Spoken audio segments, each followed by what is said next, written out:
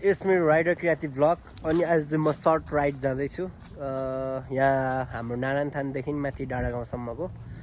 so कस्तो हुन्छ vlog guys do likes comment and subscribe so भोलि चाहिँ म बिहानै फेरि सोलु हामी चाहिँ आधी बाटो आइसकेको छौँ अनि अब चाहिँ डाँडा गाउँ आइपुग्नु लागिसकेको छ हजुरहरूलाई कस्तो लाग्छ vlog likes comment and subscribe गरिदिनु होला ओके गाइज हामी चाहिँ अब मुभ हुन्छौँ यहाँबाट keep watching love you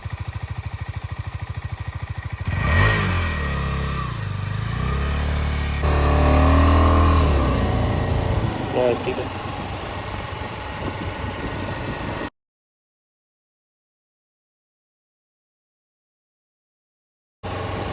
oh wow कस्तो दामी जङ्गल यार कस्तो बाक्लो छ क्या यहाँ चाहिँ दिउँसै एक्लै आयो भने चाहिँ लास्टै डर लाग्छ क्या मलाई योभन्दा पनि अर्को पल्लोपट्टि चाहिँ है कस्तो डर लाग्ने जङ्गल छ क्या अनि यहाँ चाहिँ लालीगुँरासहरू धेरै धेरै थरीको बोट बिरुवाहरू चाहिँ यो भित्र छ है यो चाहिँ शिवपुरी नेसनल पार्क हो राष्ट्रिय निकुञ्ज नेसनल पार्क जे भने हुन्छ गाइस अनि यहाँ चाहिँ सल्लाहको रुख पनि छ कटुस भयो मैले चिनेको है अनि त्यसपछि लालीगुँरास त सबैलाई थाहा नै छ है अनि त्यस्तै छ सबै अरूभन्दा पनि यहाँको मौसम चाहिँ कस्तो चिसो क्या एकदम त्यो अब हामी त तल बस्छ नि त अनि त्यही भएर कस्तो गर्मी भएर आउँछ हुन्छ गर्मी भएर हिँडेको हुन्छ नि त तर यहाँ त कस्तो जाडो हुन्छ क्या यो भित्र छिरिसकेपछि चाहिँ यो भित्र बसिराख्यो भने चाहिँ ज्याकेटै लाउनु पर्छ होइन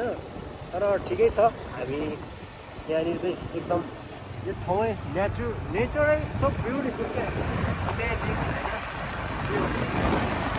दामी लाग्छ मलाई त के भन्नु